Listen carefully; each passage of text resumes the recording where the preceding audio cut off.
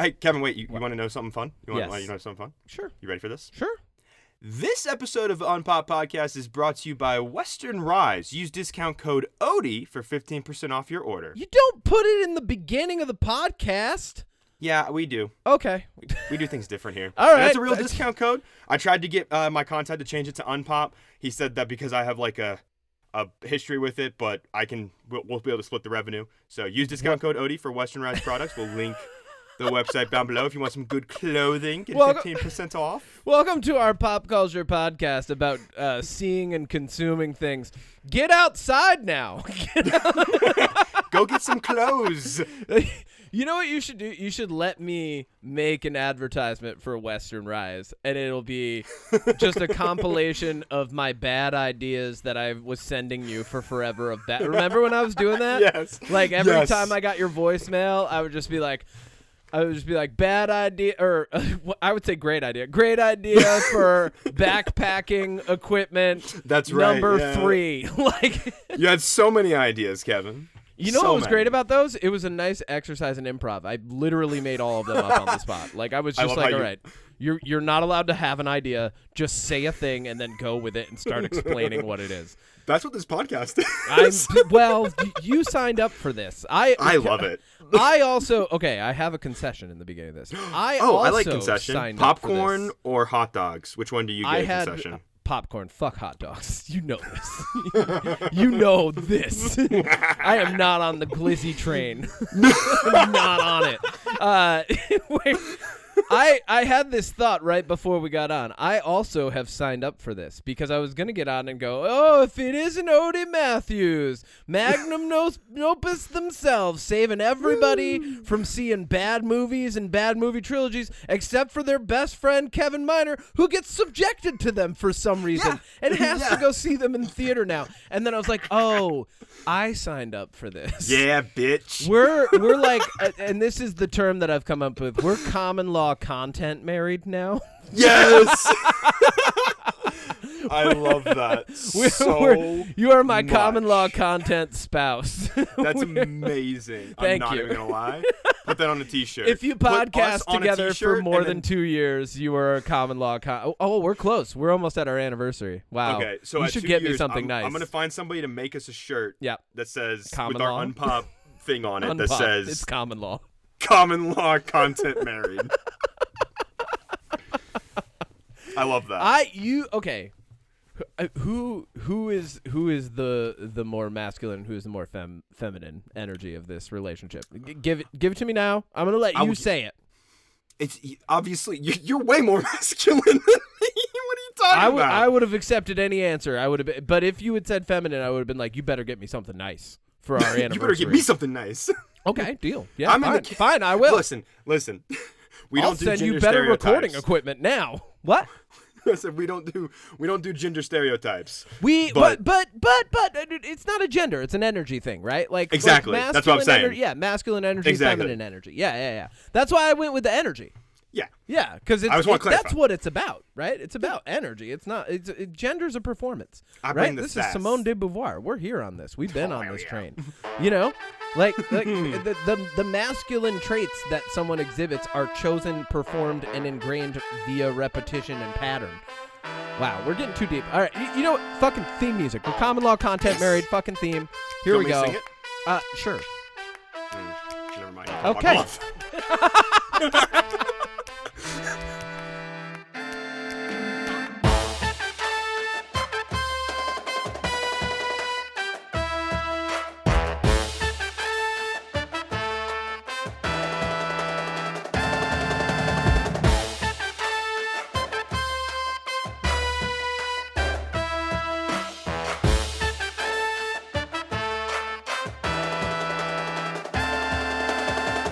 All right, are you ready to clap? I am very much ready to clap. 3, 2, 1. Welcome back to another episode of the UnPop Podcast. I'm your Capitan and Groom, Total LCM Bragg, Kevin Miner, he, him. With me as always is Odie Matthews, the chef cooking up that's a wonderful, delicious contents. They, them, he, she, hey, they, him, they, she. He, she, hey, they. I don't even know what I'm saying. That sounds like for some reason, like, okay, you just made me like that seems like the perfect like piece for like if they brought back those old Gap commercials that were just showing like words and like people dancing in clothes. Like, it's like he, she, they, hey, whoa. Like doesn't matter, just come on down to Gap. Like Woo. We aren't part of Banana Republic, don't think about it. Don't ask us why. We know you could get this shit cheaper at Old Navy, but fuck you. Like you want the name brand. We know you. We know why you're here. Oh God! All right, we're kicking it off, baby. So yeah, I've got my coffee. We're going. We got some news coming up. How was your week? Any updates for me that I don't already know about, wifey? That's only a bit for this episode, and when I bring it back, whenever I decide. Inevitably. Whenever I decide to bring it back, but also only for this episode. You mentioned Magnum Opus up top, yep. And I will say this that say what you're gonna say. Yeah. I spent 2 months working on a Fantastic Beasts trilogy video that is up now, and just been super grateful, appreciative, and happy about the response after Warner Brothers kicked me in the dick and copyright claimed it. Yeah, I wanted which to I'm talk still about fighting. This real quick, actually. Can you explain for listeners who have never done YouTube content, because you've done it for years. You're a known content creator. You're sponsored. Veteran. You're producing good videos. You've 2.3 thousand, I think, now on just Magnum Opus. Like you had thousands before on Odie Matthews. Now on Magnum Opus, you've generated thousands again. And like can you explain to people how this works? Like you produced a video and then you got hit with a copyright. Explain it for me too. Okay. Yeah. Give me the breakdown. When it comes to YouTube, the free use is something that, people will use as an excuse to take, say, movie clips and then repurpose them as commentary. You'll see this with commentary channels. Another great one, Mr. Sunday Movies, will do this with like Caravan of Garbage. Yep. And typically, I've been really good at dancing around. And the way I edit my videos, here's a peek behind the curtain. I know that if you use too much of a movie, they can come after you for using more clips than realistically would fall under fair use. So what I do is I try to be creative with how I edit the clips together. Sometimes I'll take like one part of a conversation in a movie and then jump like multiple minutes down the line and then push those two together. So, like it's edited in a way that's not flowing how it would in the normal movie. I'll use memes and stuff. And even with that, sometimes the people who own the intellectual property, so in this case, Warner Bros., they can... And I would bet $1 million they have a bot that does this. Yeah. They can scan your video and determine, you used more than what we think is considered fair use. And so they came after me because in my Fantastic Beasts video, the second Fantastic Beast, Jack Sparrow Does Some Crimes, is I used clips that they decided weren't available to the public. So that means that they're not clips in the trailer. They're not clips that exist online. Yeah. So they basically were like, hey, you stole this from our movie and used it. Oh, now, where this gets interesting is technically, and nobody listening, please don't do this to my channel. I could go to a channel right now and copyright claim them for anything I want. Yeah. Now, the chances of me winning that are slim to none, and also it's fucking pointless to do that anyways. Yeah. So currently I disputed it, and in your dispute, you have to like say why you think it still falls under free use, and in my giant fucking paragraph, YouTube like sends you a message. They're like, explain yourself. Pretty much. Yeah. And so I explained it as, hey, like these are clips that are available online. I have reused and re-edited these clips so they don't flow organically as they would in the movie.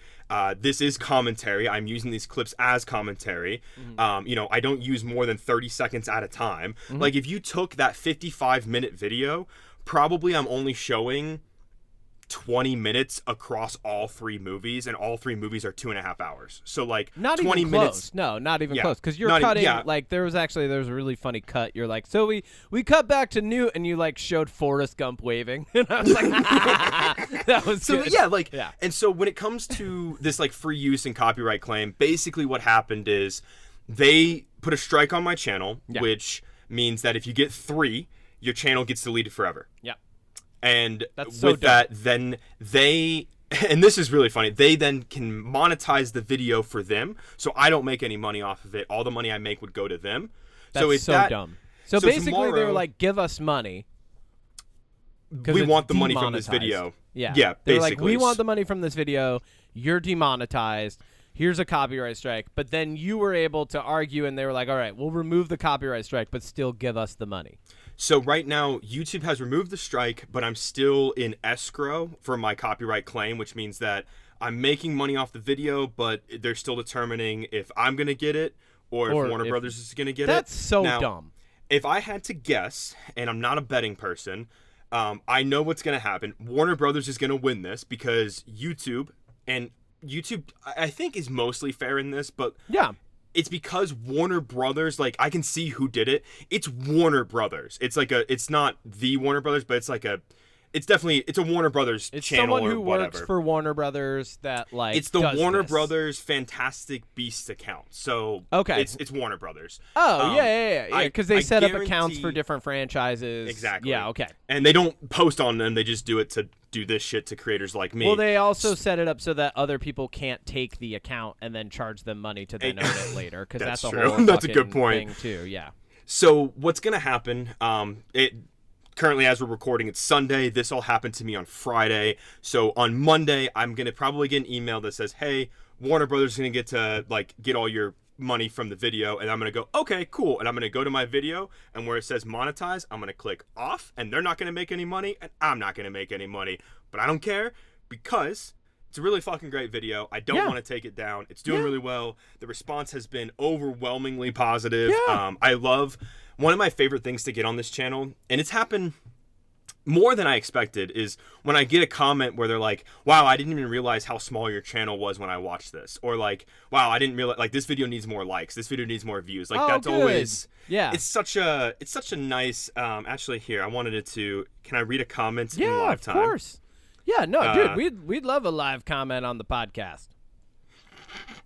What? No, remember before the podcast I got signed out of everything? Oh, yeah, so now you got to sign back in. Yeah, sign back in.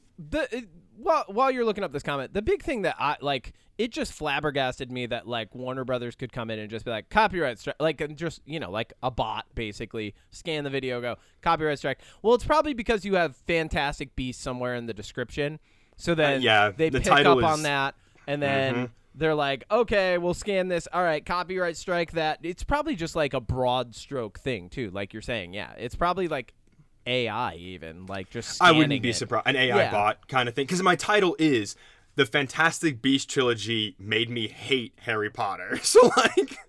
Which is funny.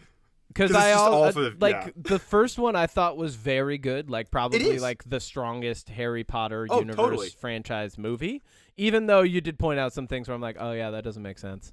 But like, I did think it was one of the strongest movies, and then I started watching the second one and fell asleep. I think around the same time that you mentioned that you fell asleep. Yeah.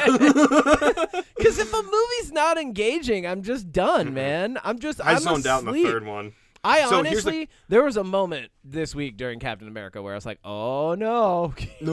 Oh, we might fall asleep here. So here's the comment that I got, and it made me laugh.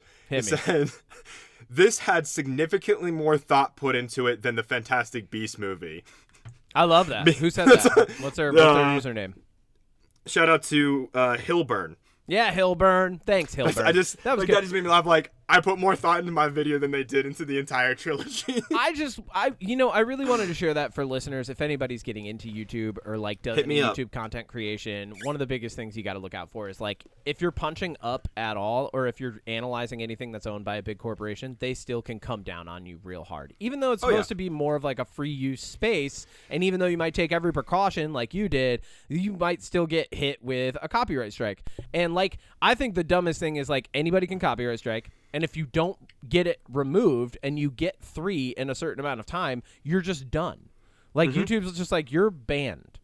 Like, you have to go and start from scratch. It's so dumb. I think that's the dumbest rule. Yeah. But you know what would happen? If this happened to Magnum Opus, because I have every single video I've ever uploaded, I would literally just make a new channel called, like, Magnum Opus 2.0, and every single video would just go live at once. Oh, great. Like, all right, let's do it. Here they are again. That's cool. Yeah. We got some other news this week.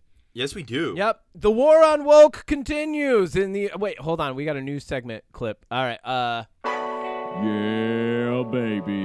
It's the UnPop news coming at you fresh and hot from the command deck of the SS Marlon Brando. Let's see what this week had in store. All right, here we go.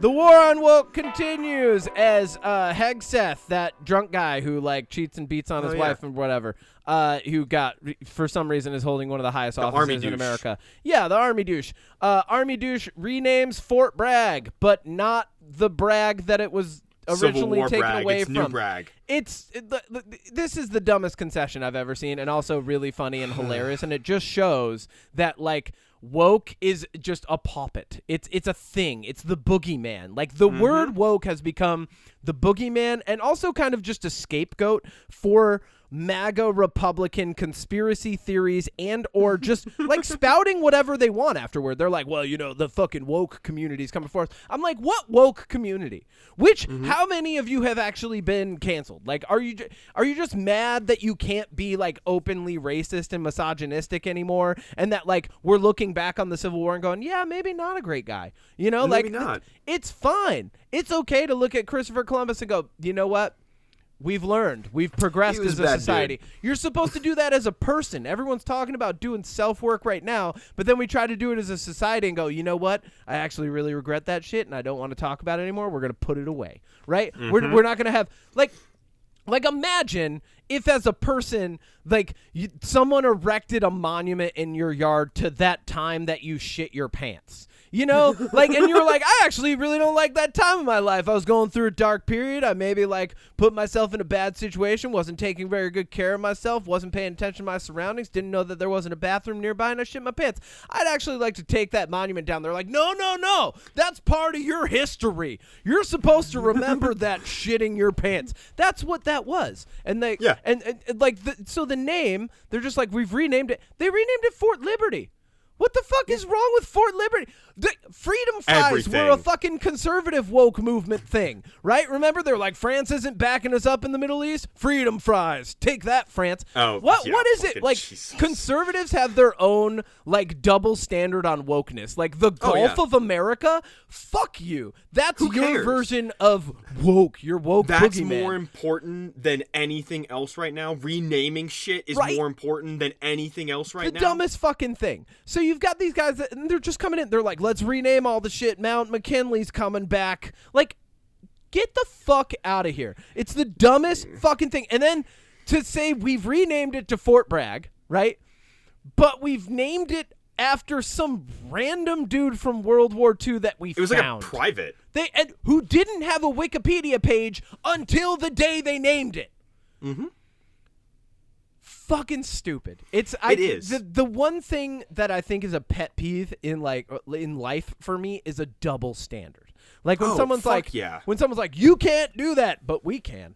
Like, dude, I paid $8 for eggs, but at least we got the Gulf of America, you know, like Gulf of major or minor distraction. Like it doesn't even fucking matter at this point. It's been the Gulf of Mexico forever. And everybody else is going to call it the Gulf of Mexico. Majority of Americans are going to call it the Gulf of Mexico. Yeah, like, I still call the Willis Tower is still the Sears Tower in Chicago to me. Like, nobody cares. Shit. Yeah, it's a Sears Tower. Nobody cares. Anyway. You know what I mean? Yeah. But so I just thought that was the dumbest thing. That's a little bit of news for you. Forgotten Realms live D&D live action D&D on Netflix. Netflix has taken a swing with Hasbro and D&D. Here's what I like about this news. I have not played D&D in a while. You're playing D&D today. I played D&D almost every single week for 4 years of my life, which was amazing. I had a really great group of people We got together. Like we developed some of the best stories. We 200 were sessions. Yeah, we were in the Forgotten Realms, man.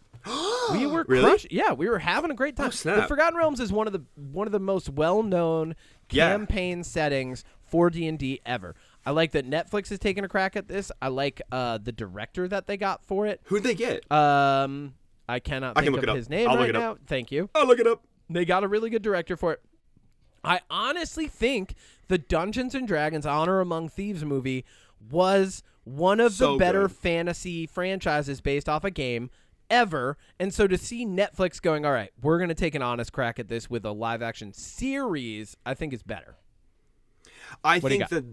So, I'm so trying Who's to find the director? it. I was, yeah, like, I know that the original plan for the D&D movie was it was going to spin off into all of these... it was going to spin off into a show, a live-action show, and an animated show. But then, because nobody saw it, I guess, and it didn't make nearly enough money, they canceled all of it. So, yeah, I agree. I'm very, very happy. Sean Levy will executive produce.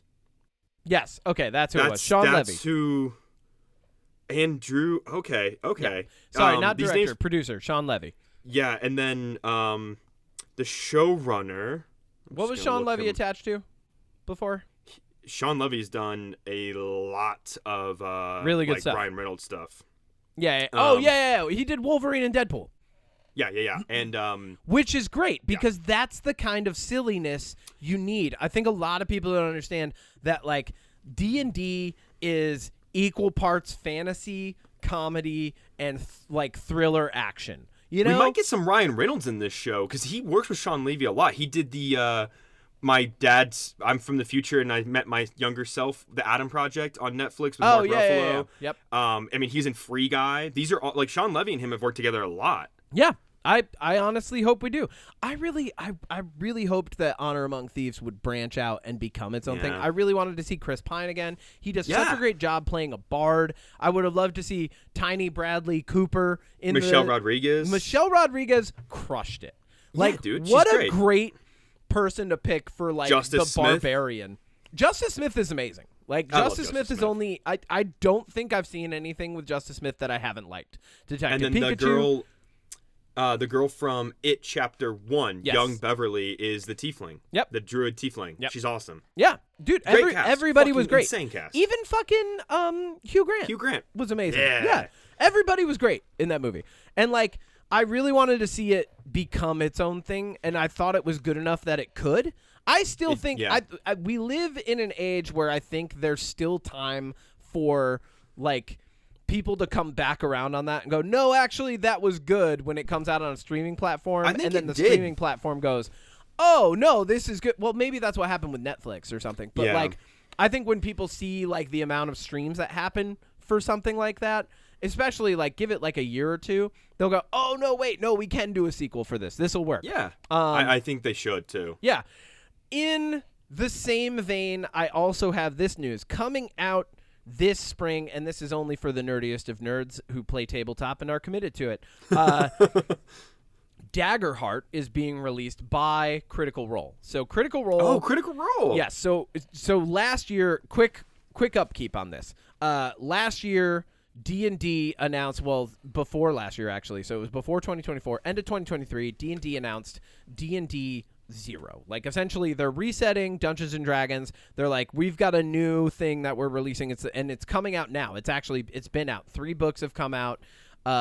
They've totally kind of like reshaped the way that D&D is played. Unfortunately, they removed orcs from the monster manual, which made everybody really mad. Really? Yes. They were trying to avoid racism. It's a whole conversation. We're not getting into that part, but like, so they announced, hey, we're gonna do a new D&D thing, get rid of 5e. So instead of doing like a 6th edition, they were like, we're gonna reset. We're gonna do this new D&D thing, and all of you are in on it. And when we do it, there's like X, Y, Z. And then they released at the same time because D&D is under Hasbro, and Hasbro is like the ultimate evil of toy corporations. Hasbro? They were like, all right, all of you content creators have to sign new contracts with us to create this actually ties into what we were talking about. Have to sign new contracts with us to create content because this isn't going to be free and we're only going to let you monetize X amount if you make this much off. Basically, they came for Critical Role. They were like, we see that you guys are making an entire living off of this and we want to get paid more. And it's like, well, you bought this IP off of the creator in the first place. And then you're developing it, and then you don't like, and it's the content creators that made D&D what it was. Like, it was the people doing live plays. It was the people who were sharing their love of the game and crafting characters and building worlds that made D&D what it was, and they just turned their back on them. They were like, yeah, pay us now. And so all the the best content creators, including Matt Colville, Matt Mercer, and crew at Critical Role, they all got together and they went, okay, we're going to release our own systems now because that's how we get around paying Hasbro for Dungeons and Dragons, because they technically have a trademark on like the system, but they can't trademark the tabletop game and fantasy setting. So the D20 system they have a trademark on? Essentially, if you designed a system that was like too much like theirs, they could come after you and say, you owe us money for this, right? So Critical Role's answer to this, they've released Candela Obscura, which I love. Like, honestly, the system for that, it's way more accessible. Instead of having the D20, you just need D6s, and I love the way that like it works. It's very complicated. We don't have to have a conversation about it. I love it. They're also releasing Daggerheart, which I think does involve a D20. D20 is kind of like, it's a symbol of the entire of the entire subculture. Totally. Matt Colville, MCDM, so Matt Colville, Dungeon Master, right? MCDM released or are releasing their own system as well, the MCDM system, which actually I think has a really interesting thing that's going to generate a lot of conversation in the community, which is you never miss in combat, you always hit. Like, that's a weird thing, right? Imagine it's not always a hit like you think, but like you always connect. If you're in close combat, you're always connecting, even if it's a parry. You know, as a monk, that makes me happy. But like, so Daggerheart's coming out. I honestly think Critical Role, Matt Mercer, everybody involved with that project has enough of a following now, right? Like, they're all really well known. Like, Marisha, Laura Bailey, her husband's name, Patrick, Liam. I'm struggling to name all of them right now, but like, they're all so well known now that like, I think people, especially now that Exandria's been published a couple times, people are going to delve more into that world, and you're going to hear people saying, oh, I run Daggerheart. Because there's already been a good group of people who run other systems like Pathfinder. Pathfinder, for a long time, was the only alternative to D&D. And a lot of people love Pathfinder, which really is more like, in my opinion, farm simulator. Once again, we don't have to get into it. Like, I've dabbled with all of these and kind of seen like the pros and cons of each of them. There's even a Call of Cthulhu system. I was gonna say I like the D100 system for Call of Cthulhu. Me too.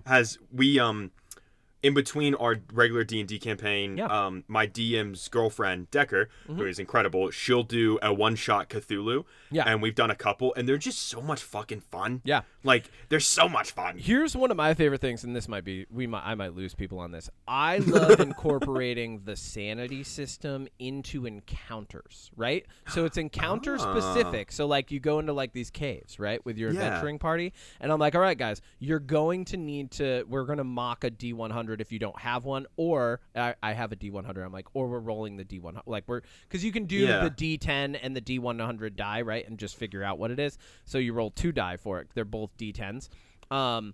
But you can also just roll a D100. But I like incorporating that into encounters because it's like, okay, you have an extra thing to care about in this encounter, right? Yeah. And then once you get out of it, whether it takes 1 session, 2, or 3, once you get out of it, all of a sudden we can reset that sanity, right? I think that's cool. Thank you. That's fun.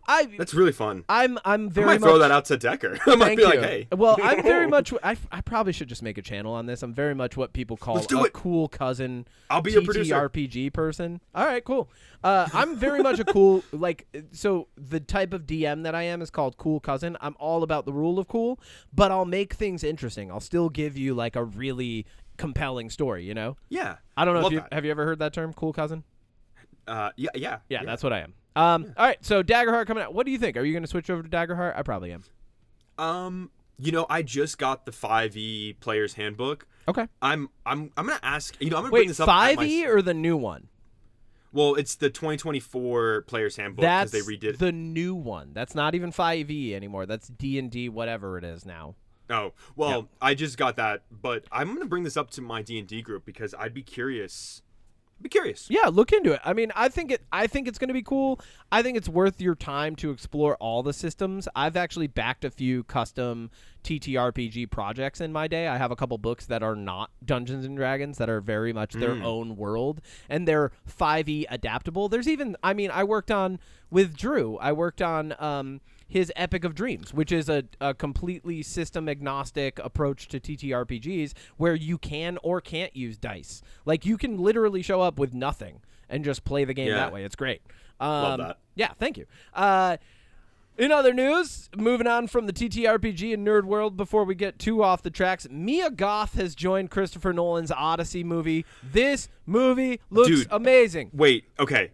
Go ahead, but I want to bring up...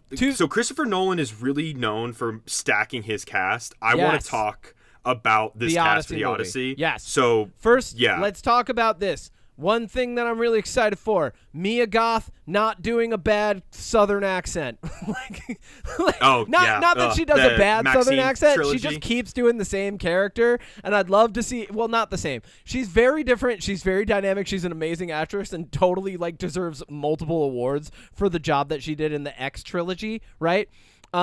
She crushes it. Every performance she has is amazing. Pearl, I think, is probably the best. I agree. It's out of this world. That monologue that she has at the peak. The peak of the film is not murder and mayhem. The peak of the film is showing that she's literally broken psychologically as a person. Pearl's the best, but X is my favorite. I agree. I'm with you. Yes. Pearl is the best, but X is my favorite. But no, she's so perfect and she's so good, and I can't wait to see what she. As soon as I saw that, I was like, okay, is she playing a siren? Is she playing Hecate? Is she playing who is she playing? Dude, this is gonna be such a good movie. In my mind, I want to see her as someone menacing who just fucks. Is she Calypso? I want to see her fuck somebody up. So here's the cast, just to kind of speed run all of these incredible names. Yeah. Tom Holland, Anne Hathaway, Zendaya, Matt Damon, Mia Goth, Elliot Page, Robert Pattinson, Charlize Theron, John Bernthal, Lupita Nyong'o, John Leguizamo, Will Yun Lee, who is a famous Japanese actor. Oh, yeah. And Corey Hawkins, who people might know from Straight Outta Compton or Kong Skull Island. Okay, I already like the diversity of this cast. Dude, it's good. Gonna be so fucking good. And he got one of my favorite cinematographers, Hoyt van Hoytema, who's done Tenet, Interstellar, the Brad Pitt Ad Astra movie. Nope. He is next to Greg Fraser. This is one of my favorite cinematographers. He's worked with Christopher Nolan a lot. Right? Oh my god, Am I remembering that correctly? Who? Am I remembering your favorite cinematographers now? Robert Fraser. Eggers? That's a director. Oh, sorry. Yes. Who's the guy who did The Creator? It was Greg Fraser, but it ended up being somebody took over for him that he trained, because he was the director on that. Gareth Edwards was the director on that. Oh, okay. Oh, that's the guy. He's also a cinematographer, right? Yeah, he actually was behind the camera for a majority of The Creator. You know what? I'm fucking this up. Dude. Who are your favorite cinematographers? You're crushing it. I love it. Who are your favorite cinematographers? List them, and I'll try to remember them. Hoyt van Hoytema and Greg Fraser are the two that are my favorites, and then obviously Robert Deakins. And who's the guy who works with Villeneuve that you love? That's Greg Fraser. Oh, okay. All right. Oh, yeah. Great. Okay. Yeah. All right, great. Yeah. We got this. For some reason, I think there's more than that. Anyway. There's so many. I know that there's more. Don't get enough credit, but either way. Yeah. All right. The Odyssey, dude, the more I look at this, I'm just bro. And the fact that everybody thought this was going to be a weird helicopter cop buddy movie with Matt Damon and Tom Holland. Did you hear about that? Yes, and I still hope that happens as a joke somewhere, like a 20-minute short film. What if? Wouldn't that be great? Christopher Nolan is known for doing weird shit in his movies, which is why I like them so much. Except for Oppenheimer. Yeah, it'd be kind of interesting, and maybe this would be bad, but what if they are helicopter like cops and they get transported to the Odyssey and crash, and then they have to go through it? No. Yeah, that'd be stupid, but that'd be funny. I don't like it. That'd be a good twist. Because then, who are they then? One of them has to be okay. What's the main character in the Odyssey? Stop. I've never read it. Oh, okay. All right. I'm not kidding. I'm not joking. Get ready for this. It's gonna blow your mind. Odysseus. Does he have a last name? He's Odysseus of wherever I can't. Sorry. I'm gonna fail this pop quiz right now. No, so his name is Odysseus. That's all that matters. Like it's so one of them, the Odyssey is about Odysseus. So then Tom Holland's character will be named Odious, and then Odysseus. Matt Damon's will be Theseus, and together they'll make Zendaya. Well, if Tom Holland is Odysseus, which I think he will be. well be the case, then that I'm okay means with that Zendaya very likely will be his wife, left back in his home. I think it's Crete. I don't think. Anyway, but the Odyssey is it's one of my favorite pieces of mythology ever because of how much it goes into. And I remember when we first read it in English class, I was like, I'm going to hate this. This looks so dumb. I love poetry, but I hate this. And then as we were reading it, I was like, wait, they just killed a Cyclops? All right. Dude, cool. okay, This so is the cool. Cyclops, did you hear what they're doing for that? No. Giant mechanical puppet. Hell yeah. No, that's perfect. Yes! That's what you need. And they're going to do the Lord of the Rings style filming where it's they make one person look bigger and they use the perception. force perspective. Force perspective, yeah. Yeah, see, I knew dude. that. I should be a cinematographer. This is what this is. I should be Yes! a cinematographer. I would be so good at that. No. Yeah. All right, It'd be and good. then you've written down here, Goonies sequel in the works.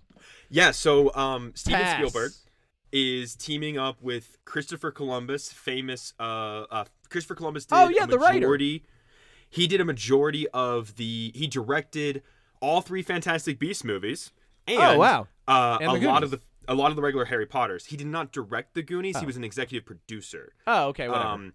The director of the Goonies is the guy that did Lethal Weapon. Oh, yeah. So, yeah, Goonies, the sequel in the works, and I think, if I had to guess, we don't know anything about it, Yeah. but I think this is because Ke Huy Quan has been in the spotlight. Yep. I always say his name wrong. Huy Quan. Say Huy it again? Quan. Ke Huy Quan. Okay. He's been in the spotlight. Watch it turn out I'm saying it wrong. Just confidently. Right. Just Yeah, that's strong why and I'm like- wrong, baby. I'm just gonna let this one. But Josh Brolin, obviously has been kind of, he's always been popular, but with Marvel fame and stuff coming with Thanos, and he might be Darkseid and James Gunn's DC. Okay. I think it's because and Sean Astin's been popping up and stuff. He was in a movie with Ke Huy Quan. He was in Love Hurts. So I think this is because a lot of the people in the original Goonies are either they've been in the spotlight, obviously like Josh Brolin, or they've come back into the spotlight. Mm-hmm. And, pass. Hard pass. But I wanted to bring it up because, again, we're in this realm of retreading. And towards the end of my Fantastic Beasts video, I actually talk about Warner Brothers specifically having to rely on retelling, remaking, and dragging out their stories because they just don't really have a lot of big hits anymore. And, if you look at the top 15 highest grossing movies for a studio like Warner Brothers, 7 of those are Harry Potter, 4 of them are DC, and the other 3 is the Hobbit trilogy. I am saying so it's it right. It's Ke Huy Quan. Sweet. But you know what I mean? If the only things in your top 15 highest grossing movies that's not one of those major properties is a Barbie movie, which is the highest grossing movie for Warner Brothers of all time. Yeah.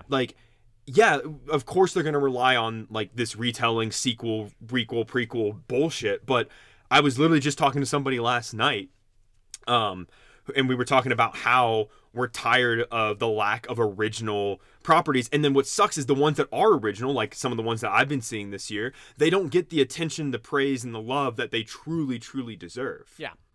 Because everybody, That's what happens when everybody's there's a lot of production of content, but I would say that the burden of truancy is on the consumer, right? So the burden of finding new things for yourself and being original is on you, not on the content creators. Because what happens is people create these echo chambers for themselves. Well, really, it's the algorithm. But people create these echo chambers, and so then, yeah, of course, you're not paying attention to the new franchise that's completely original that's coming out, because like, if it didn't get enough attention in enough people's echo chambers, or their little silos of content consumption, then yeah, it's not gonna get like promoted. Totally. Like it's not going to get the draw that it needs. I mean, even the theater that I was in for Captain America this week, I was like, this is pretty thin this week. Oh, mine was packed, which surprised me. Not. But I also went at like a prime time. I went at 6. So. I'm not in on a Goonies sequel just because the Goonies. We did get a Goonies spiritual sequel already with Skeleton Crew. I think Skeleton Crew is the spiritual sequel to the Goonies. The first season of Stranger Things. Yeah, exactly. Like, it's a spiritual sequel to the Goonies. We already got it. We don't need Goonies 2. Am I going to go see it because I'm curious if the trailers look good? No, if the trailers look good. I will no matter what. I will no matter what. Well, then I guess I've got to see it, my content wife. Yeah. You know what? Speaking of making you see things. Yes, let's talk about it. Captain America, the Bird New World. Yeah, Brave New Bird, baby. Brave New Bird, let's play it. Odie Matthews at the movies. Odie Matthews at the movies. What if we get demonetized for that? Then that's worth getting demonetized for, Kevin. Whoever also, owns... we're not monetized, so it doesn't matter.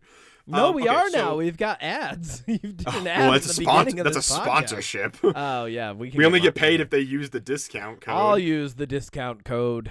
Pay yourself. Right. Here we go. Okay, so to get this out of the way, let's just go over I want to make sure that every time I talk about a movie, we're going over the creative team behind it, no matter how bad or good, because they deserve their credit. Yep, hit me. So, quickly, Anthony Mackie, the director, producer. I'm not going to go over producers because the director is Julius Onah, is I believe how you say it. He's Nigerian, so I might be butchering that.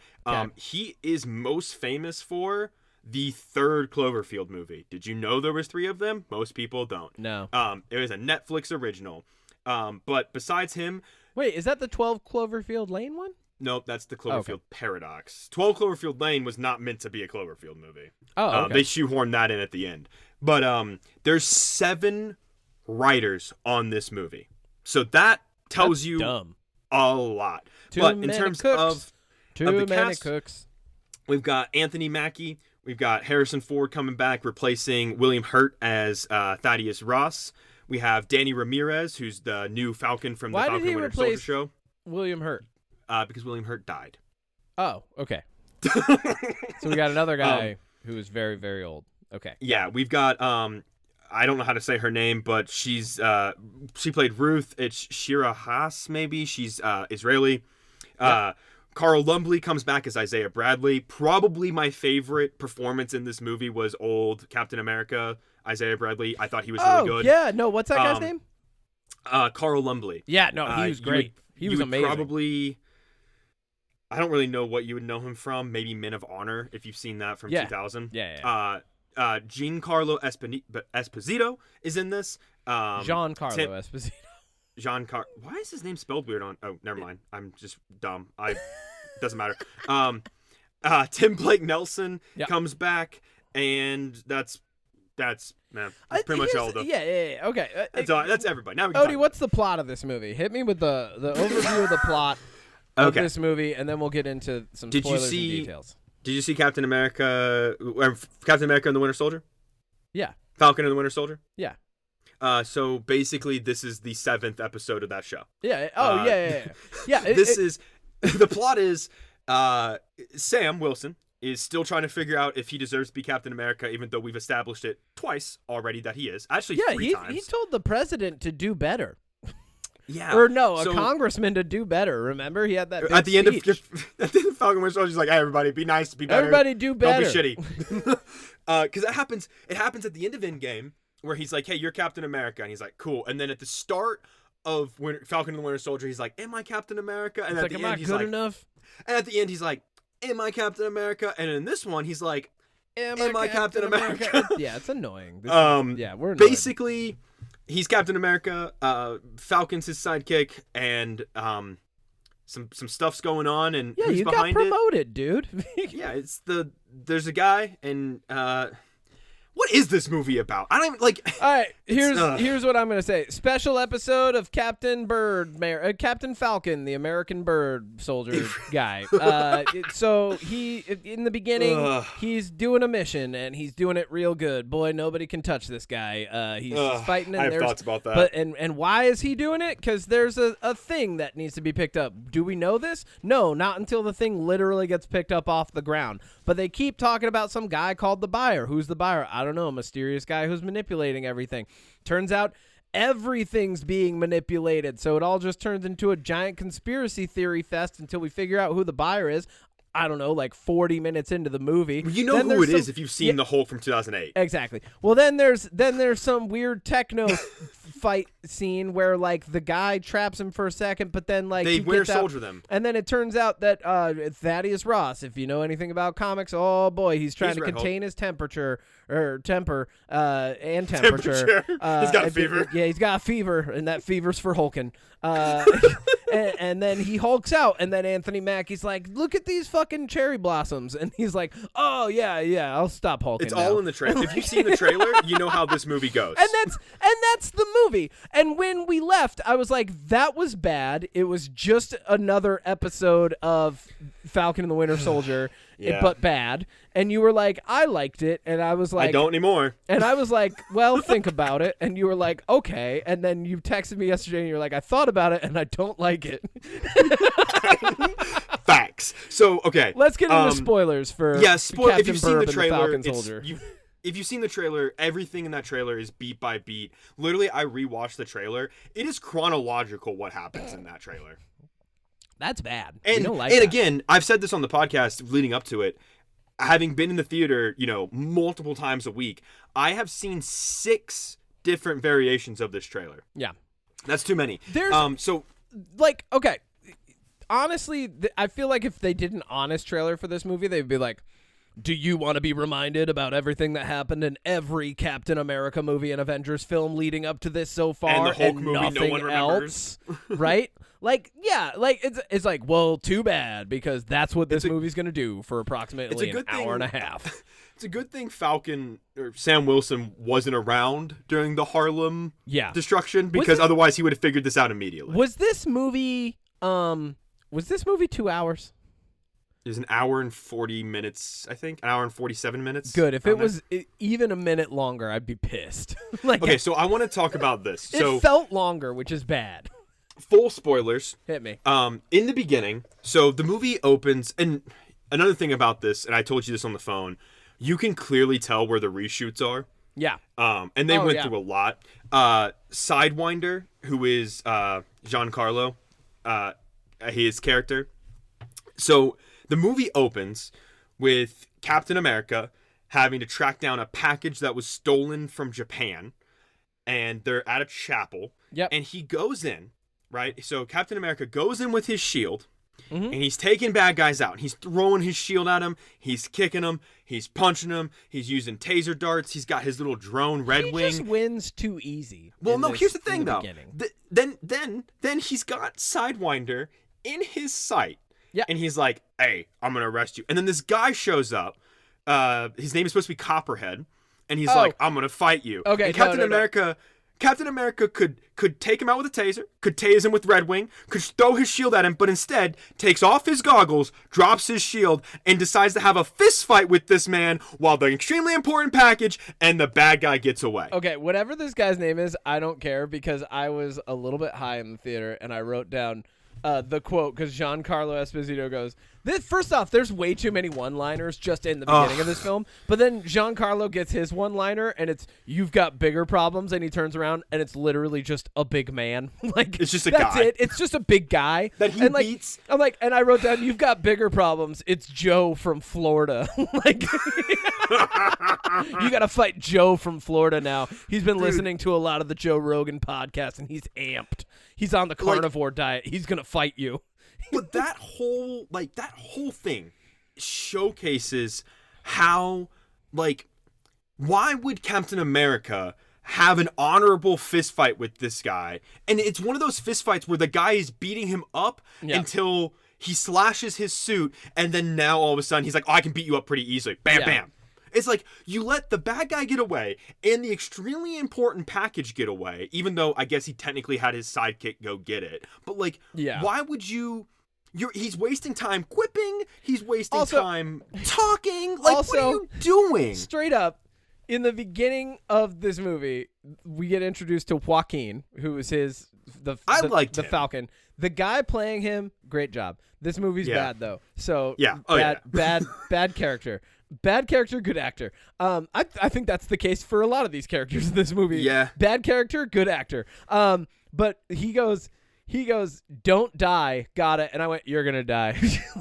I thought he was gonna die. Something's gonna happen where you die. You knew something was gonna happen to the little baby Falcon.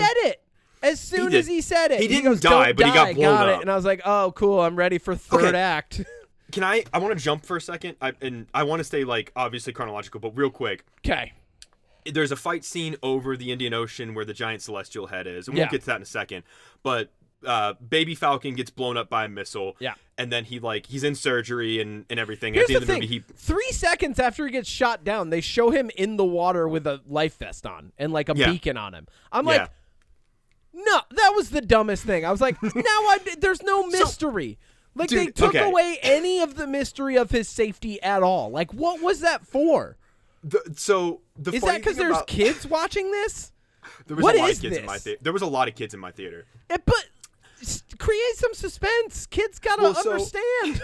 Okay, but this is what I loved about the whole relationship between Falcon and Captain America in this. Is the entire Falcon's like, when are you gonna teach me that super powerful kick you do? And he's like, you're not ready for it. And then at the end of the movie, when he's in the hospital, he's like, you got to hit your thruster before you kick. And he's like, that's it.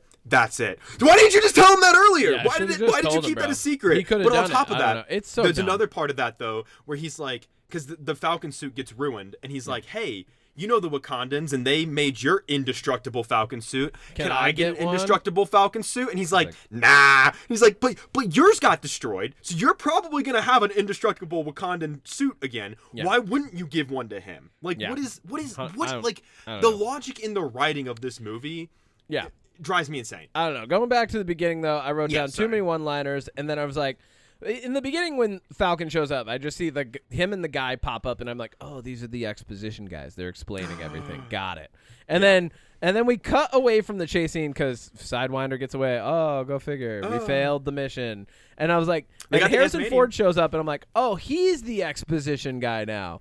And he gives the first of many patriotic speeches, which are numbered 9 of them in my notes from this movie. There were 9 speeches in this movie, including 2 very distinct speech offs that I have speech offs. Dude, that's what it is. I'm like, oh, he's just the exposition guy. And then we get into the part of the movie where I write down the note, is this just CSI? Like, what are we doing?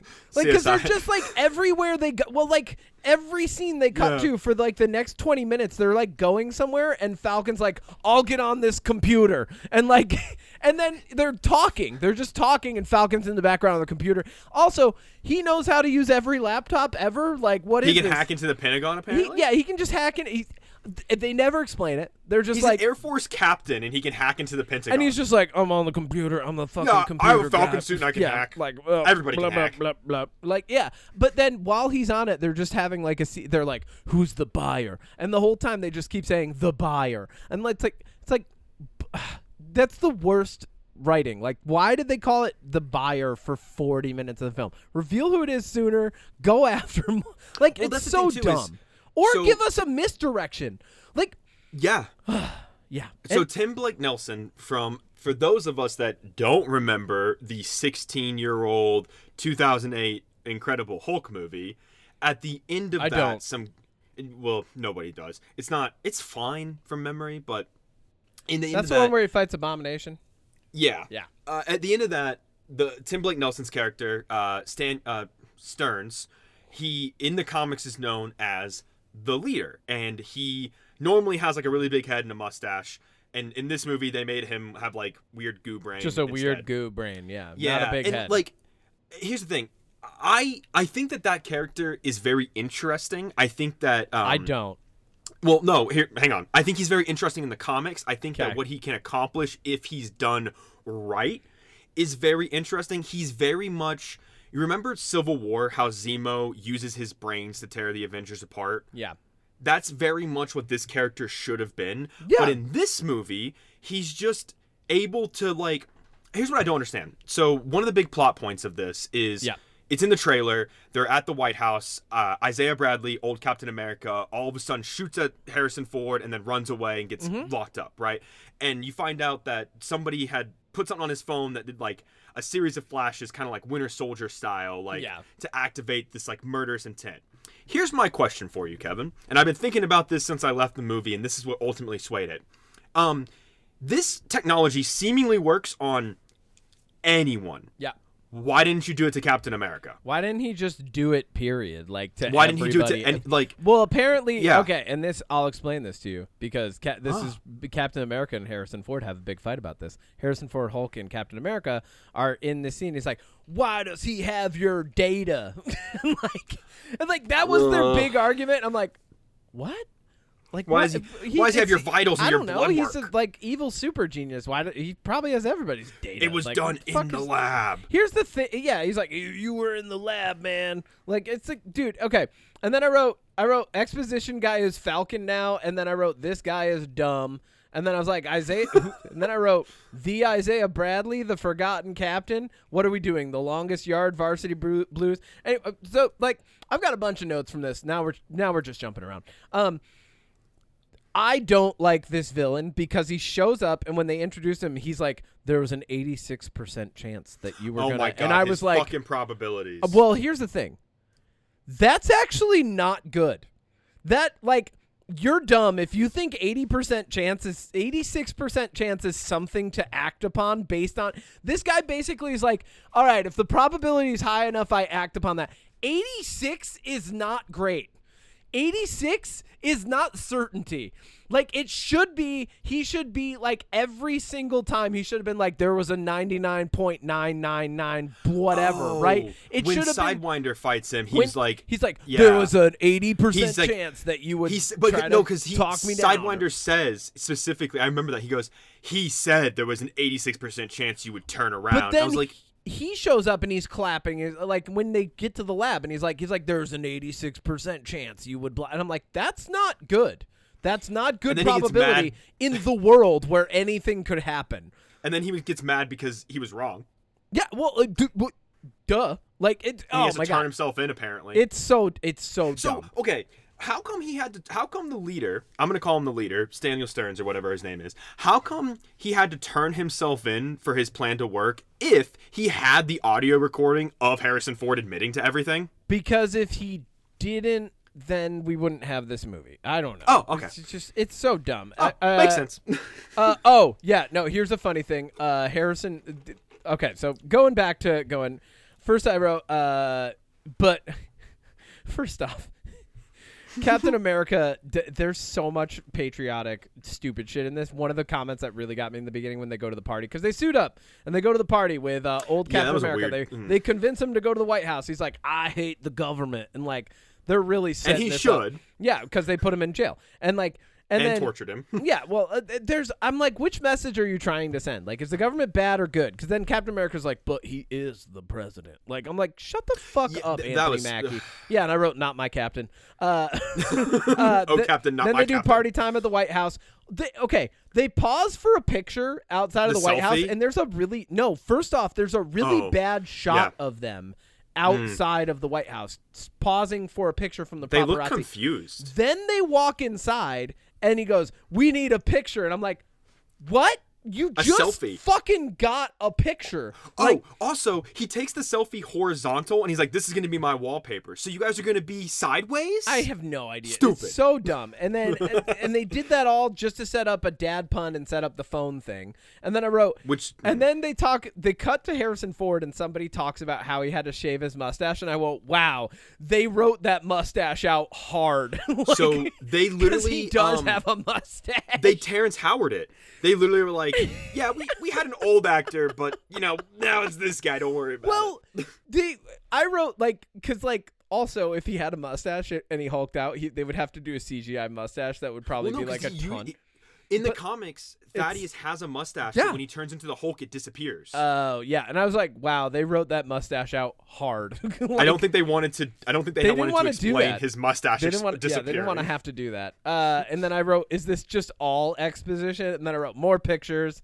And then, here's the irony of the president standing up and talking about how everybody. I was like, the irony of Indiana Jones standing up and talking about taking a whole artifact island, was not lost on me. Oh, we should say this here. One of the main plot points of this movie is that there's a treaty between India, France. There's not a treaty yet. They're trying to sign a treaty. Well, they're trying to sign a treaty between Japan, India, France, and America. Yes. For a collaborative control of what they're calling Celestial Island. Yes, which is the giant head from Eternals. Yeah. And why it's called Celestial Island, I don't know. Because it's a celestial. Yeah, but they didn't get that information from the Eternals because the Eternals. That's what I'm saying. Okay, yeah. It's so There's stupid. so much stuff that doesn't make sense in this. And the element inside of it is adamantium, which means Wolverine doesn't exist yet in this universe. Which that's the thing is he should though, but he doesn't. He's from World War But I. he's too busy off with Deadpool having a better time in a better movie. That's So, what's happening to Wolverine. the whole one of the big cruxes of this movie is Japan thinks. Well, hang on. I guess the leader paid the Serpent Society, aka Sidewinder, through a CIA black fund to steal Japan's sample of adamantium so Japan would back out of the treaty and fight America in the Indian Ocean. It's a perfect plan. And then when that doesn't work, the leader's like, well, I guess I'll turn myself in and play this recording of Harrison Ford. And all this while giving Harrison Ford pills over time to up gamma, so he could just Hulk to make out. him Hulk. And But I will say, yeah, but the fight over the Indian Ocean, and this is the veteran in me, I think, who really, really so badly wanted to be in the air wing. Yeah. I found myself having fun watching bird people fly around jets and having to take out missiles. I had fun with that, but you know what in hindsight what I realized about that scene? You have this giant piece of celestial being popping out of the ocean, and it is barely in the background during this fight. Yeah. It's mostly just ocean. Dude, it's so dumb. They didn't use the set piece. Going along with my notes, going back to it, when Isaiah Bradley stood up and shot at Harrison Ford, I was like, okay, that was at least still a cool moment. And then I was like, but then all the guys start going off at different times, and I was like, why didn't they just set it so they all drew it once on the president? And they could all just shot him a bunch. What was the point of this? It was not an assassination. He's just fucking with him. But the thing about that, so I'm glad you brought this up because this was in my notes. Yeah. Okay. It is said in the Avengers 2012, Bruce Banner says, I put a bullet in my mouth and the other guy spat it up. So my question is, if Harrison Ford was shot but he can turn into the Hulk, wouldn't that mean that the Hulk wouldn't let him die? Because Bruce Banner can't die. Yeah, 100%. So what was the leader should know that because he was there for the Abomination and the Hulk in 2008. I have no idea. So yeah, this movie just disregards the past while simultaneously going, "Hey, remember that thing?" It's trying to do both. I do want to point out the weird flashback of Harrison Ford with the mustache and the brown. Yeah, it's so dumb. And then I wrote my next note was this movie feels empty. Yeah. And then I wrote, who is this little bitch? Oh, Ruth. Of course her name is Ruth. Yeah, dude, she didn't do anything. Well, she shows up half just a fight scene. Be a menacing side character. Until she's not? Yeah, you know what she is. She's new Black Widow. Right? It They're doesn't work. Here's new Black Widow. Well, doesn't work. Well, because Harrison Ford's before all the shit goes down, Harrison Ford's I want you to reform the Avengers. And then Anthony Mackie sits down and he's he asked me to reform the Avengers. And it's I want to talk about that. And then they essentially assemble and I have to point it out this way because somebody else is going to point it out this way. They essentially assemble what I would call the DEI Avengers because it's Black Captain America and Hispanic Falcon, and I don't know what's going on with Ruth, but she's definitely built different than everybody else. But like, yeah, I was just like, oh, this is the Avengers, but it's just like different. We already have a new Black Widow, and she's in Thunderbolts, and she's way better, and I love her. I don't know. And also, what is going real on quick, not to divert, but because you mentioned the new Avengers thing, yeah, I want to talk about this really fast. It is heavily implied with the way that Marvel is going, that either in Avengers Doomsday or Avengers Secret Wars, or potentially in between or after, they're setting up the Young Avengers. And for those that don't know who is on that team, you've got Hawk Girl on the team. What's her name? Haley Steinfeld's Hawkeye girl. No, not Hawkeye Girl. Hawk Girl. Hawk Girl? Or no, is wait, from that's DC. Sorry, my bad. Yeah. So you would have new Hawkeye, which is Haley Steinfeld from the Hawkeye show. Which I'm totally down for. I like her. Yeah, you would have new Falcon. Okay. In She-Hulk, they introduced Hulk's son. You would have in the Marvels, Miss Marvel. So and then I'm cool with that. I like Miss Marvel. Who's the other one? Oh, he's in the Captain America Falcon Winter Soldier show. He's Isaiah Bradley's like grandson. He would be new. He's another Captain America. Oh, cool. So they are setting up something interesting, Young Avengers, and I think it could be interesting, but like I don't know. Here's another funny thing I wrote. Ruth, when she gets like somebody says her full name, like first Harrison Ford says her full name, and I wrote Ruth Bets are off. Like her last name is Betsarov. I think it's Betsarov, but like it's Russian, right? But then somebody else says it later. He goes Ruth Betsarov, and I was like, bets are off? Like what is this a play on words? What are we doing? And Did then you count how many times they say she's a widow? And then so many. And then I wrote Giancarlo again. Like he's kind of a badass in this movie. Every time he pops up, I'm like, oh yeah, no, this guy's awesome. Like when he's great. When he attacks Sam America. Wilson, when he's not in his suit, when he's in the truck, that is probably one of the most creative pieces in this, because he attacks him when he doesn't have the suit, and he's able to still bring him down. Here's the problem with that. Giancarlo's great. Also, why amazing. didn't you had so many henchmen? You're part of a society. Why is it you? Like, dude. Okay, so so many questions about things that just don't make sense in this movie, other than to like forward the. This movie was written, and they were like, "This is the plot, and we're gonna stick with the plot." You know what it felt like? It felt like a G.I. Joe movie. Well, okay, so I'm glad you said that. Those at home, look up a picture of Sidewinder. I want to show you, Kevin, real quick. That's what Sidewinder looks like. He is a snake man. He's a snake man. So why didn't there's no Serpent Society is snake, and there's no snakes on his emblem. He doesn't have a snake face, dude. He doesn't even have a mask that has like a snake on it. They really didn't lean into that. What was the point of? Leaned into that more. Yeah, like what was the point? Because Serpent Society was the original idea for Captain America 3.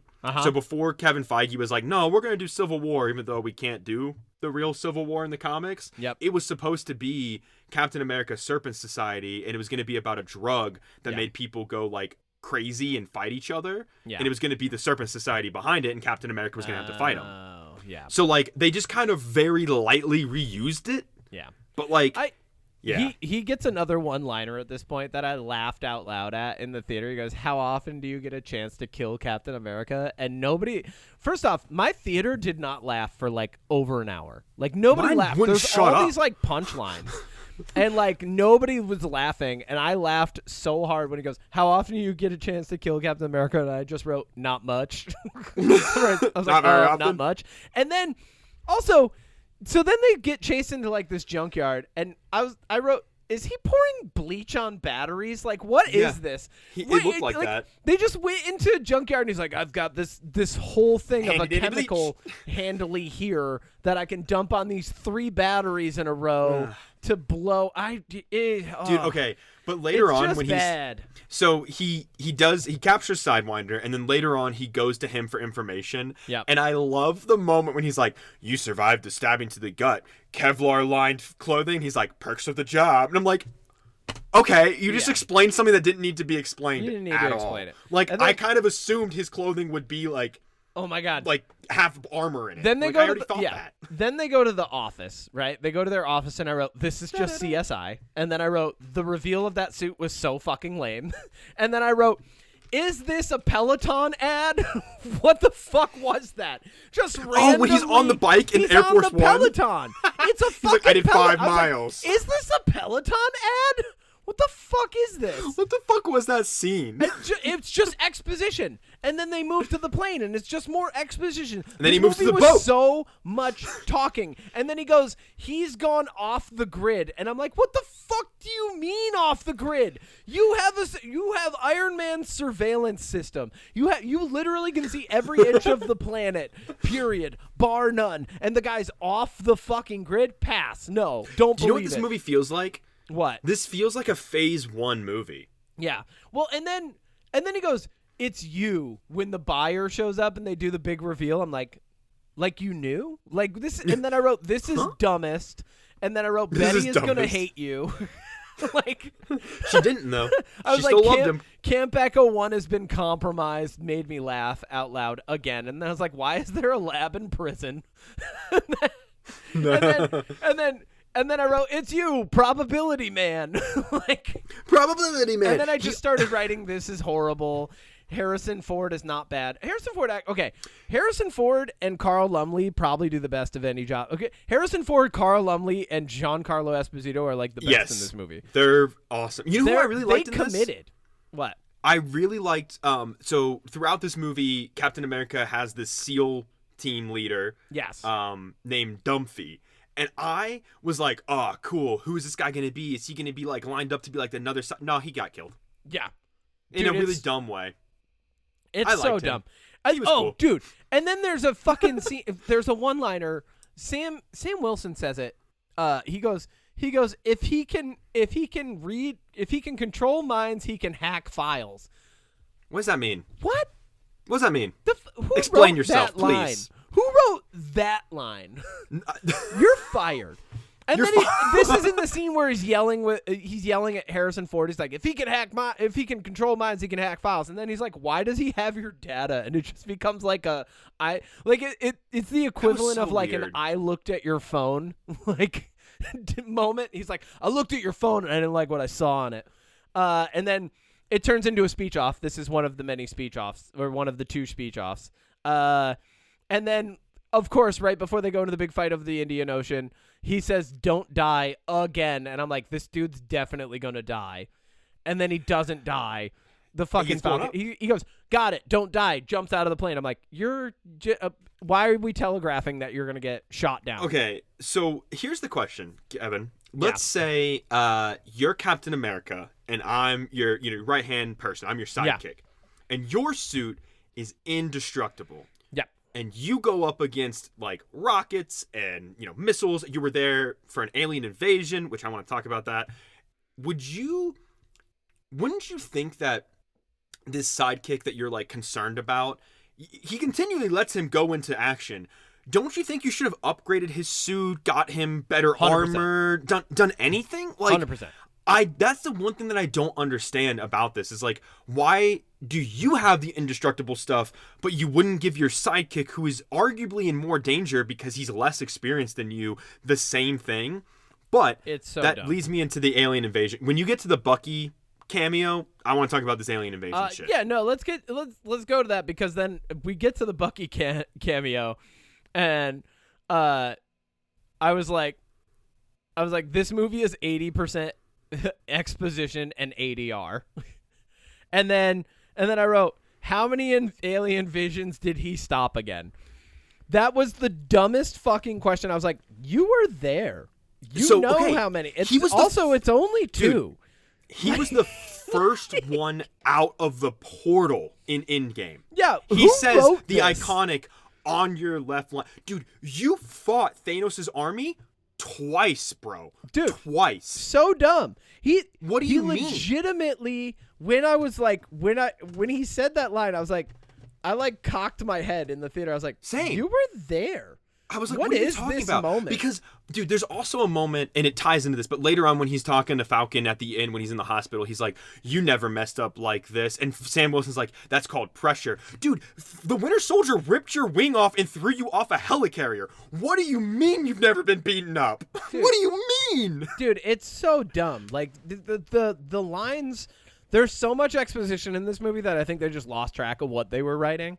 So now there's all these like random moments and questions that they're like, oh, that'll be fucking cool. And like, it's not. It's just boring. It's not. You brought the Winter Soldier in and did nothing with him. You had him reminisce. You literally brought in the Winter Soldier and had a reminiscence session. That's it. Like, he was just yeah, remember that when we fought some aliens? That was pretty fucking cool. Like, this is the worst Captain America movie, I think. Oh, well. I think it's the worst. I mean, yeah, obviously. Like, I think that's... And yeah. I don't like the first one either, so this is the worst. I think that Bucky... I thought that they used him really well, actually, because... in Thunderbolts, like, he's gonna obviously... I saw the new Thunderbolts trailer, and it seems like he's gathering the team. Yeah. So, I was really excited that he showed up in this, because I was like, it doesn't make sense that he wouldn't be in it after the show we watched, with them both being friends. Dude. And, like, dude, Sam Wilson even has a picture of him and Bucky in his, like, apartment for a split second. Like...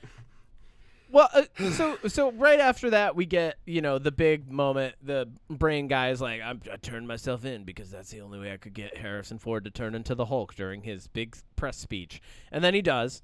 And then they have a dumb fight, which is mostly just jumping, and he leads him to that's what it is. It's mostly jumping. No, you're and right. flying. No, I mean, I'm not disagreeing. And then he leads him to, like... Once again, this movie is empty. He leads him to an area where there's just these, like, cherry blossoms because Harrison Ford where he heard him say once. one time. Yeah, and he's like one time in passing, he's like, I used to take my daughter to the cherry blossoms. And he's just like, remember who you are. Remember. And then Harrison Ford was like, the sun's getting real low, too. And Sam Wilson was like, I also, can use this. The whole thing with, like... I cracked up. First off, the bullet bouncing off of his skin was the dumbest sound effect I've heard for that ever. It sounded Looney Toony.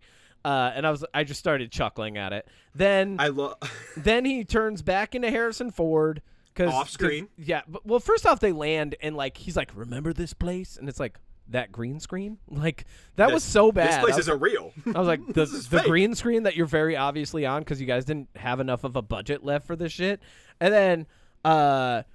then he's like, remember who they have the whole remember who you are fight. They have a dumb fight. Neither one of them win, which I think is dumb. I think it's really, really dumb. Because he still doesn't have the super serum, and they've been like drilling this home the entire time. He's like, I don't need the super serum. He should have beat him somehow with like wit or something. Like actually just beat him, right? Yeah. But he doesn't. And at this point, he basically has the serum because he doesn't lose fights, and he's not as strong as them, but like he does everything like they do. Exactly. And then he just doesn't have the punching power. And also, if he doesn't have the super serum, there's definitely some falls and throws in that I'm like, you'd be broken. Like when he like landed at the very beginning, yeah, like, how does you that? would just be broken, dude. You'd be dead. And One then punch from the Hulk, you'd be dead. The last of my notes for this movie are: this movie's mostly exposition. This movie's almost all exposition. It's Liv Tyler. Liv Tyler's here. And then I wrote, oh, Gimpy Man and Ruth are hanging out now. That's cool. Like, whatever. Like the Carl Lumley and I'm just saying the actor's name now. Yes, Carl Lumley Isaiah and Ruth Bradley, go yeah. and hang out. They go to a football game at the end of this. I told you this on the phone. I forgot that her name was Ruth. So when Isaiah Bradley was like, I got courtside seats for me and Ruth, I was like, is Ruth his wife? I have no idea. Did I miss they're that? They're just hanging out. And then the last thing I wrote was, Anthony Mackie was executive producer. Got it. Like, so, yeah. This movie was bad. I give this. If Captain America's shield has 1 star, and so does this movie. I agree. For existing. It has 1 star for completing its job of existing. Congratulations, you came out finally after millions of reshoots and 7 writers were attached. It was bad. And here's the thing, is like, I was really hoping that maybe at least, because this has happened in other Marvel movies where like, they're not the best movie, but like the post-credit scene really, I'm like, yes, like we're back, baby. The post-credit scene on this was, talk about like retooling everything in the past. All we learned in this post-credit scene was what we already knew, because the leader's like, there's others out there. The multiverse is real. Yeah. I saw Loki, bro. I know the multiverse is real. I saw Spider-Man 5 years ago, bro. Yeah. I know the multiverse is there. Yeah. What do you mean? It's so dumb. What do you mean? Yeah, he's like, wait for the others to show up. What others? All this is doing is it's setting up, because I think you're right, it's setting up Fantastic Four first steps to have the Fantastic Four come from their universe that gets destroyed. I think that's what's going to happen. To ours, right? So, or rather, to this universe. So, Fantastic Four, and that's, first off, not a bad idea, because that gets rid of all the other Fantastic Four attempts that have happened. They can just go, those were also other universes. They were obliterated. Yeah, they were also obliterated. And that's fine with me, except Michael B. Jordan would have been a great Johnny Storm, but he was a great Johnny Storm. Yeah, exactly. Well, he would still be, but he would have been an even better Killmonger, who in the comics becomes a good. And I'm not going to go through. I think Killmonger's the best fucking villain we've ever had, and did not deserve. Disagree. You know who the best villain is? Who? That weird robot that shoots a beam out of its eye in the first Thor movie. That's a pretty good villain. It's just villain. an automaton. You mean just a giant automaton? That was the only villain I could think of too. Sad. Well, legitimately, I think he's him. Okay, hear me out. Okay. The fucking him and Claw were my two favorite Marvel villains, and they exist in the same movie, and that movie just killed them both. Limps through the third act as like they build up to killing Michael B. Jordan's character, and proving that the character learned nothing. And I think everybody in that movie is phenomenal, and I think everything about that movie, apart from its execution, is great. Black Panther is I think it's one of the best Marvel movies, but it also has it handles its characters in one of the worst possible ways for effect. Merely for effect. This movie doesn't handle its characters for effect. Falcon should have died. He should have learned a hard lesson. Like, there's no hard lessons to be learned in this. It's just a special episode. We end on the same point that the Falcon and the Winter Soldier ended on. You're Captain America. You're not doing the super serum. Got it. Whatever. It's dumb. And then it's like, oh, and there's a multiverse. Okay, cool. We're setting up Fantastic and Four Harrison to come Ford's over in here. prison. The other thing is, they've just discovered adamantium, which means X-Men do not exist in this universe. Not in this timeline. Yeah. Not in this timeline. Not yet. But they're setting up, now that there's adamantium, to go, okay, now X-Men exist, and it's a different version of the X-Men that you know, which also I think is okay. Because I don't want to see the X-Men rebooted. I would be okay seeing a new Wolverine created. I would be, and look at who's involved in the treaty. Japan is going after some of the adamantium, so we have the origin story. We can build into these things. Like, there is some stuff in this where I see like the silver lining, and I'm like, okay, there's some hope for this Marvel Cinematic Universe to continue in a different way than we've seen it before. And here's my theory about that. I think that this movie is, and I hope this is the last movie where Marvel, after everything happened with Jonathan Majors and what was supposed to be the Kang dynasty, because obviously it which was sucks Wrath of because Kang it's or one whatever. guy ruining like a whole fucking phase. And look, that guy, and it sucks because like I really liked him, and he's really good in Creed 3, and he's really good as Kang, and it just Kang sucks. could have been anybody after that too. Like, they could have recast. Well, it was in his contract that he was the only one that could play all variants of Kang. Oh, that's so dumb. So that's the thing, is Marvel fucked up by doing that. And I think that this is Captain America Bird World is probably the last one before they were able to pivot after that, which is why I think Thunderbolts and Fantastic Four look so much better. And I could be wrong, but Thunderbolts looks okay. Okay, but here's the thing, the villain. And can I tell you a little bit about the villain for a second? Okay. We're done with Bird World. We're done. Yeah, okay. Captain America, any final thoughts? Bad. The older actors committed better to their parts in this and or got better written scenes. This movie reminds you of too much that's gone on. It's like, remember this Captain America movie? Okay, yeah, cool. Remember this better Captain America movie? Yeah. The better movies? Like, remember these better this? movies? Remember this? Yeah, it was just a lot of like exposition. Basically was just Captain America CSI and or Winter Soldier Part 2. That's what they were kind of trying to do. It failed. Anyway, moving on. Also, 86% probability is not good to act on. If you're a supervillain, don't do that. No, but I do want to see increase him the come probability. back. No, well, no, but I don't. I want because I like Tim Blake Nelson though, so I want like him. Tim Blake Nelson. I don't like this character. Yeah, Yeah, that's fair. I don't want to see him come back. That's dumb. Yeah, dude. Yeah. I don't disagree. If you're a probability guy, then your supervillain plan should be altering everything to ensure that probability is almost 100% every time. Because if you're a probability guy, you also understand that there's nothing that happens with 100% certainty, and But that he was would in probably jail. drive you insane. Anyway, okay, keep going. So yeah, Captain America, Bird World, 1 star, bad. I thought I liked it, and then it turns out I didn't. So Thunderbolts. AKA if you've seen- David have Harbour you having a great time. Dude, okay. First and foremost, I love that Red Guardian is obsessed with Bucky because he's a Soviet war hero. I just love that. He's like, It's this guy's awesome. Yeah, I love the energy that David Harbour's bringing to this character because he's having a great time. That's Him and what Florence I want. Pugh. And so, oh my God, Florence Pugh is amazing.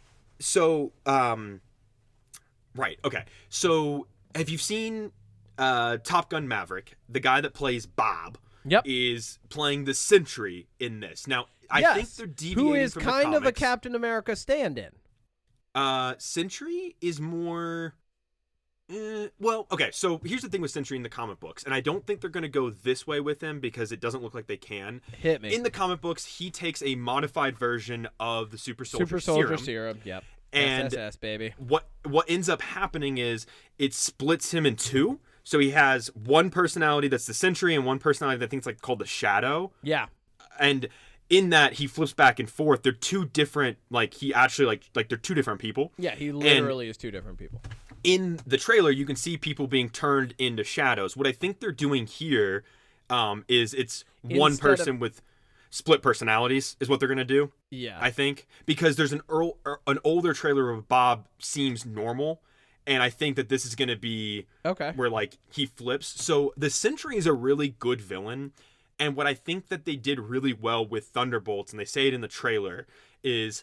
Yelena's just like, all we do is punch and shoot. And it's like, yeah, thank you for acknowledging that all of you do is punch and shoot. But like, I'm still excited to see like where Thunderbolts goes because I don't know, it just looks fun. Like it looks really fun and the villain looks intimidating for these people. And spoiler, it looks like Taskmaster is going to die like immediately because she's only in one shot in all the trailers. Is that and it's Florence the room. Pugh? No, that's who's she's from Taskmaster? Black Widow. Yeah, who is Taskmaster again? It's whatever. She doesn't do much. Yeah, they just show her with her white mask on like one time.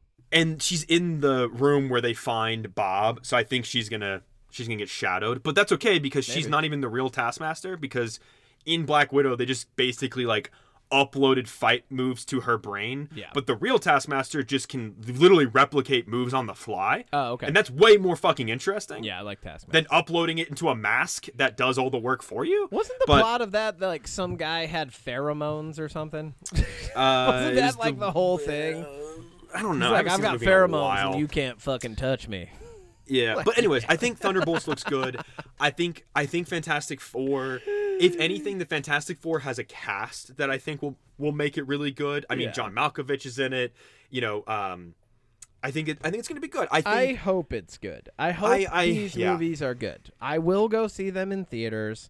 The only thing that I think looks dubious, I'm not going to say bad, but looks dubious, is in the trailer you have 3 different characters basically saying like, we're the worst team you could have assembled. And I'm like, all right, if they say it that often in the fucking movie, I'm going to be so done with this. Like, I hope they don't, but I hope do they like don't spend the whole movie going, hey, do you remember that we're the worst team you could have assembled? Like, I do think it's cool though that in this movie, because, you know, it's Thaddeus Thunderbolt Ross is his name. Yes. And Red Guardian's like, we're the Thunderbolts. And Bucky's like, we can't call ourselves that. It's like, oh, because this movie, he's a bad guy. Like, Yeah. we don't Oh, want to be yeah. associated with the bad guy. But you get the asterisk on. It's Marvel's Suicide Squad, right? It really is. It's the guys Like, who aren't really good guys.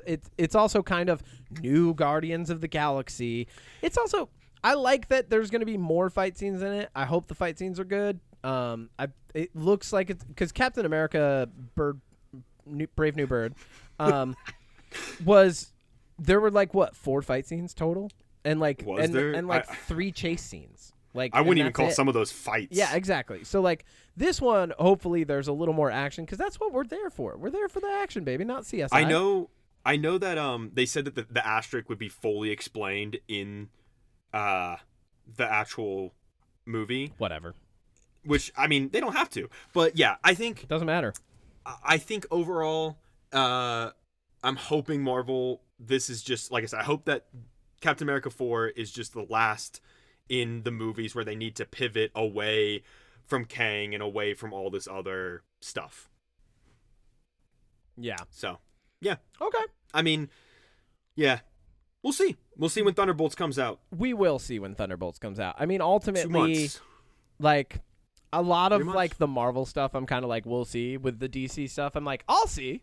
Dude, Superman looks so fucking Yeah. good. I saw the trailer for the first time on the big screen. Yeah. And again, I'm just like, the score, it just looks so... And all the Snyder fanboys, they're like, it's going to be bad. Shut up. It's going to be good. Let's round this out, because we did start talking about like the whole renaming of Fort Bragg and stuff, and like there is something to be said for canceling someone, right? When a company like Marvel, who James Gunn has done so much good by, turns their back on him because of a tweet that surfaced from like 2002, right? Yeah. When he was making And- Slither.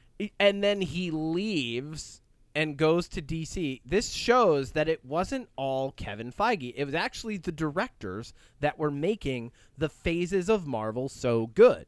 It was the directors and the writers, and James Gunn is a writer-director, right? So he brought all of that talent over to DC and started taking over DC creatively, and look what's happening. They've flipped sides. So it wasn't about Feige or Snyder or anybody else. It was about who was being attached to what thing and operating correctly. And James Gunn, we've talked about this multiple times, he has the right approach.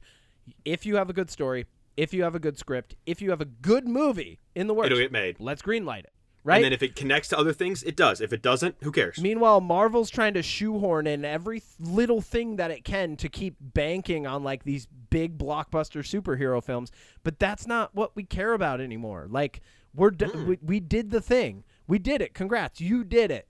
I don't Move need an away. Endgame every time. I don't need an Infinity War every time. And Exactly. like, I'll give Feige, like obviously Feige would never take credit away from him. What he did, what he created up until Endgame, It was the first of its kind. is insane. Yeah.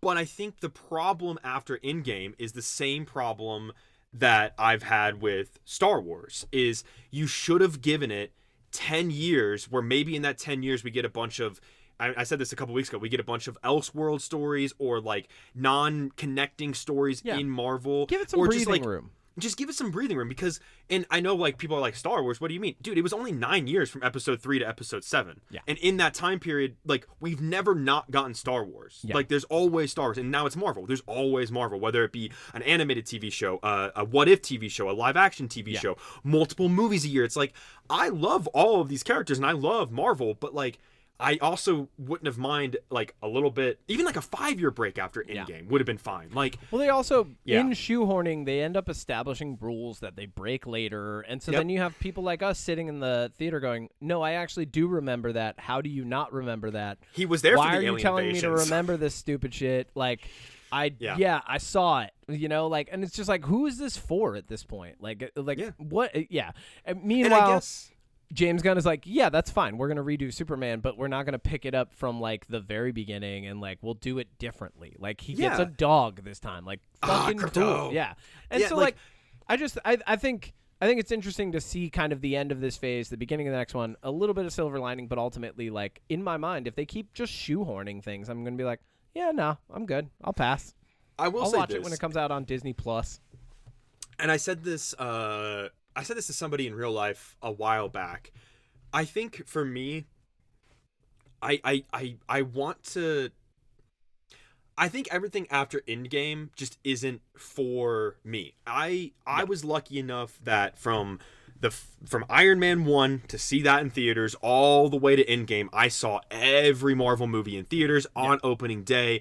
I got to experience what to me will go down as one of the coolest cinematic experiences of my life, where I saw 10 years of a build up to one of the most incredible things. Endgame, I love the final fight when the portals open. Like, it is incredible. We got to see a comic book super spread on the big screen. Yes. And I think now for me, I'm like, okay, I think pretty much everything after Endgame is for a new generation, a new set of fans that didn't get to see it the way I did. This is for, like, if I had kids, this would be, like, their jumping off point, right? Yep. Like, this is where they come in. And I think that's fine.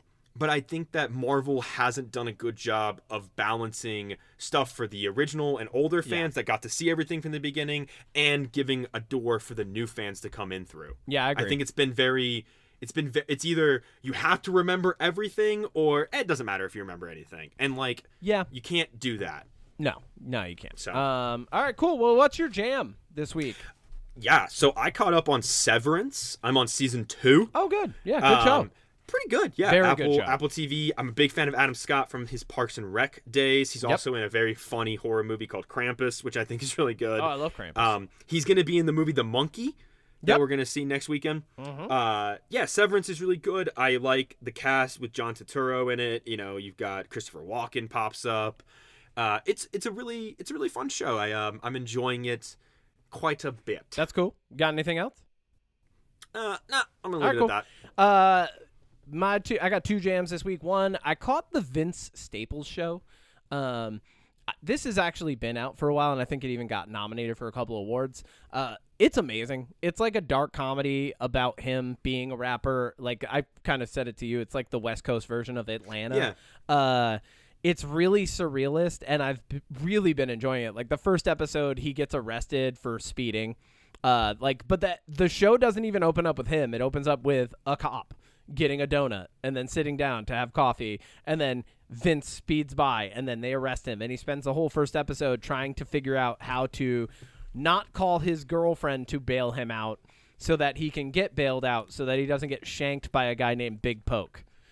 So, like, but it's really good. It's really fucking funny, and, like, the whole time, like, people are recognizing him, so there's a little, like, surrealist but kind of grounded, like, people are like, hey, it's Vince Staples, you know, like.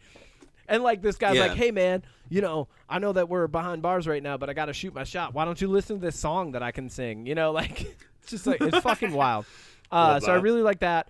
And then 2 music jams. They released their album finally called Love Jones. Came out on Valentine's Day. Very appropriate for an R&B duo from Toronto that's better than Drake. Got to throw that in there.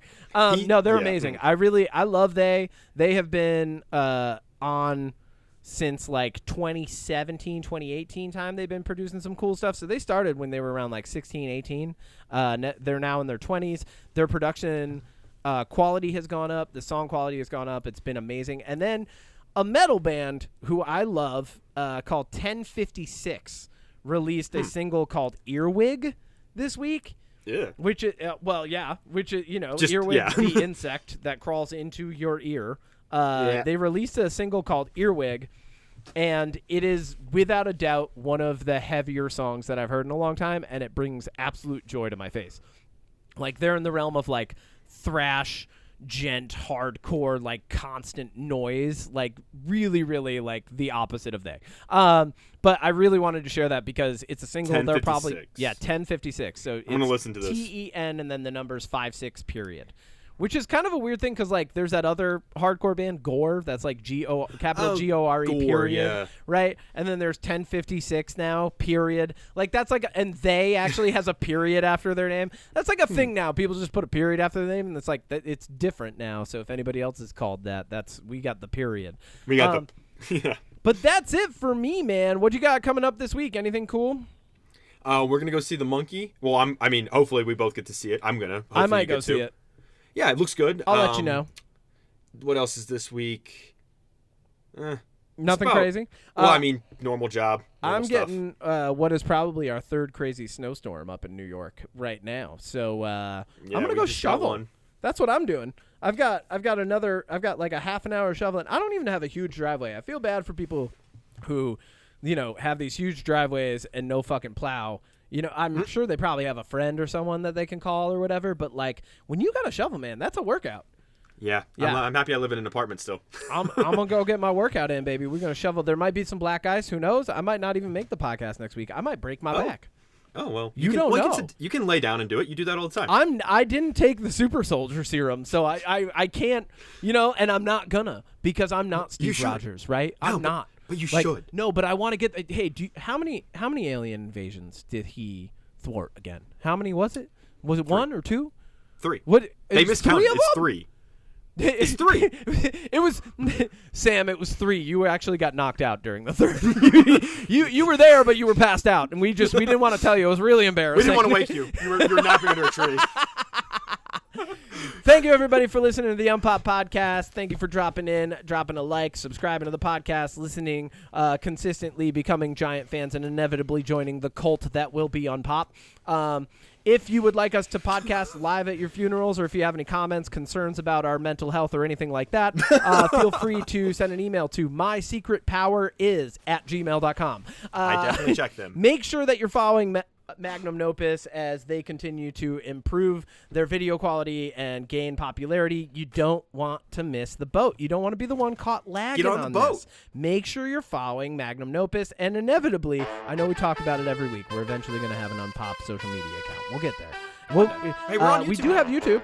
We're on YouTube. Catch us on YouTube, where we will also share links to Magnum Nopus, our sister brother, they, them, hey, yeah, now channel. Hey, yeah. Welcome to our Gap ad. Thank you. See y'all.